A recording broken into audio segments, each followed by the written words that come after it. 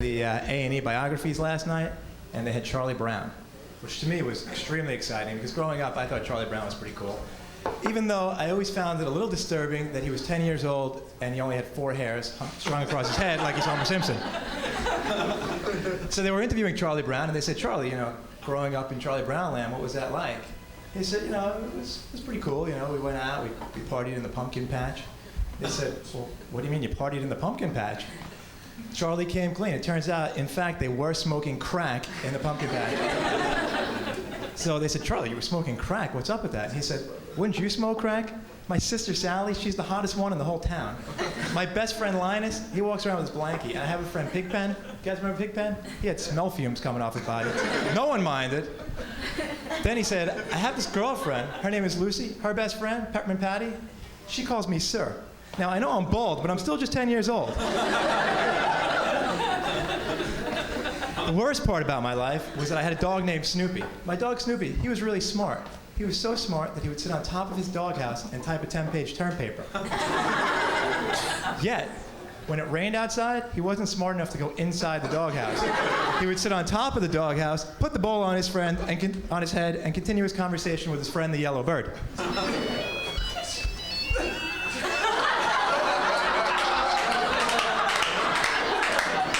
She's not answering that. I just got gonged off the stage by her husband. Her husband's my writer, for crying out loud. Booing me off the stage. Anyway. She's like Joey Tribbiani on Friends. Anyway. So he was talking about his friend the dog, and so then after the Charlie Brown episode ended, I was about to change the channel, and all of a sudden that song came on that I really liked so much growing up. It went something like this. You take the good, you take the bad, you take them both, and there you have... Facts of life. All right, that's enough. You guys sing as bad as me. Of course, Steve Goldberg was the worst. So, they had the facts of life. Where are they now? And the first person they had on was Natalie. Her name in real life, I believe, is Mindy Cohen. And they said, Mindy, what have you been doing since the show? We haven't seen you anywhere. She said, I just don't get it. I've been searching and searching. I can't get a job anywhere. I figured I had such a good resume. I just don't get it. This was really surprising to me because I thought Hollywood was looking to cast fat, ugly girls. It gets worse. Then they had Tootie. I always thought Tootie was a little bit of a strange name. I thought a better name would have been Fat Tub of Shit. They went to the commercial and they took the break and they said, we'll be right back with more of A&E biographies. From Tootie to Fat Tub of Shit, the Kim Field story. They came back from commercial. And they had Blair Warner on. And, she's still Blair. She's got the long blonde hair and she hits it back like that. Maybe this young blonde over here can display that for us. Thank you. So they had Blair, and they said, Blair, what did you think of the show? And she said, I always found the show very unrealistic. And they said, well, what was so unrealistic? She said, take my character. I'm rich, I'm snobby, I go to private school. They had me living with a black girl who wasn't working for me? I don't think so. All right, it gets less mean from here. So, my favorite thing, though, about those old TV shows was the commercials they used to have. You would have something like, this program is brought to you by Mr. Clean, when your floor's cleanliness is important to you, which it was really always important to me as a kid. So, there's a lot of debate whether Mr. Clean, whether he's gay, straight, gay. You think? Any opinions? You want to make a phone call for your opinion? A lot of people say Mr. Clean is gay. I personally think he's straight. They say he's gay because he was bald. He shaved his head bald, he had an earring, and he was selling home cleaning products to women. Personally, I think Mr. Clean was really cool. He shaved his head bald before it was cool. He had an earring before it was cool. The whole point was that Mr. Clean was tough. He was so tough, he'll kick your ass. He was so tough, he'll kick the dirt's ass. I think Mr. Clean was so cool that he was probably sleeping with Aunt Jemima. But my friend pointed out to me that there was that incident a few years ago where Mr. Clean did get arrested. They caught him in the closet. He was squeezing the Charmin with Ben Gay. Another commercial I used to like a lot back in the day was a Peak Freen commercial. There was a cookie back in the 80s called Peak Freens. Anyone remember Peak Freens? Very serious. The whole marketing campaign was that Peak Freens are a very serious cookie. They had a song, Peak Freens are a very serious cookie. Peak Freens. What the hell is a serious cookie? Is there such a thing as a silly cookie? Are the cookies sitting around the cookie playhouse and like the Oreos telling a joke to the Fig Newton and the Chips Ahoy? And he's like, a Twinkie, a Ring Ding, and a Yodel walk into a bar. They order a glass of milk, and suddenly the Peak Freen interrupts. Looks up from his New York Times over his bifocals. Gentlemen, please, I'm trying to read the New York Times here. There's an interesting article about the Middle East. There are other commercials I don't understand. You know, they have those commercials like McDonald's, the official sponsor of the 2000 Olympics. Like, I'm sure, like, Carl Lewis was eating Big Macs before he started running.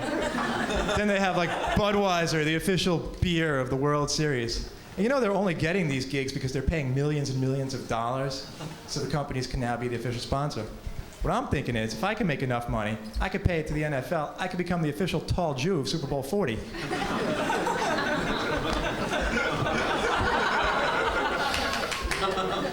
My sister didn't get that one. She's like, I knew he was tall, I knew we were Jewish, the Super Bowl. So, I'm a big Knicks fan. We have any Knicks fans here tonight? Yeah. You can clap at him. So, I'm a big Knicks fan, but I don't know if I can sit through another season of Walt Clyde Frazier announcing Knicks games. This guy is like the most ebonics-filled announcer in the history of television. You know, he announces the Knicks games, and all you hear is like, Sprewell swishing and dishing, LJ swaying and praying. And my old personal favorite, which no longer applies since he's on Seattle now, is Patrick, prolific in the paint. Now, I wonder what happens when Walt Clyde Frazier goes to the suit store to buy those great purple and green suits he's always wearing. Does he walk in and say to the salesman walks up, yes, can I help you, sir? And, you know, after he gets done staring at Frazier's long sideburn chops, Frazier says, yeah, I'm looking for a suit. I need something loud and proud, nifty and thrifty, outrageous and contagious. But really what I'm wondering, when he goes home and has sex with his wife, and what the hell's going on there? Is he like, oh baby, oh baby, I'm humming and coming, I'm humming and coming. Speaking of geniuses, any Mike Tyson fans here tonight?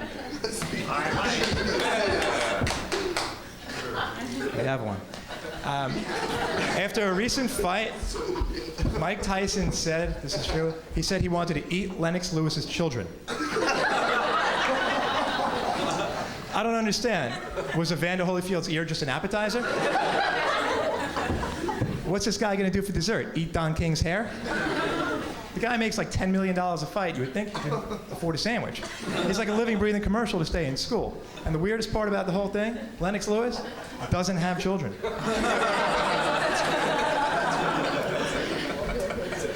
Anyway, back in college, I wrote a rap song, and I thought I'd do it for you tonight. And of course, my colleague Susan already made fun of rappers, and she said she didn't know what the hell a beatbox was.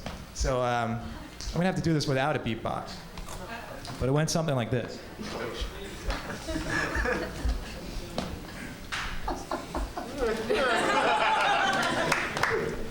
I'll sign that for you later.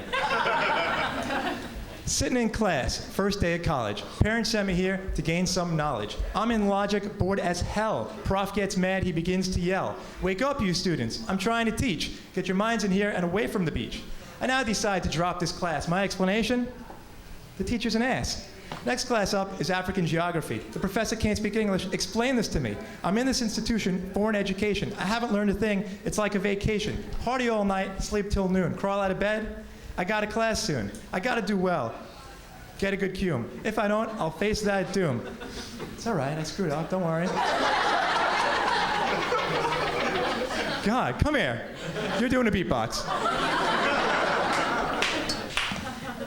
Anyway, if I don't, I'll face that doom. I won't be back in college next year. Don't worry about that now. Anybody, pass me a beer. Drinking all night, I pass out of my bed. There's some weird-ass shit going on in my head. Kid's gone. It's time to pray to the porcelain god. Will I make it there in time? It's gonna be hard. Cooling all day, just chilling in the prairie. No work done, which is very ordinary. How can I study in the house of books when the girl over there is giving me looks? Word. Thank you very much.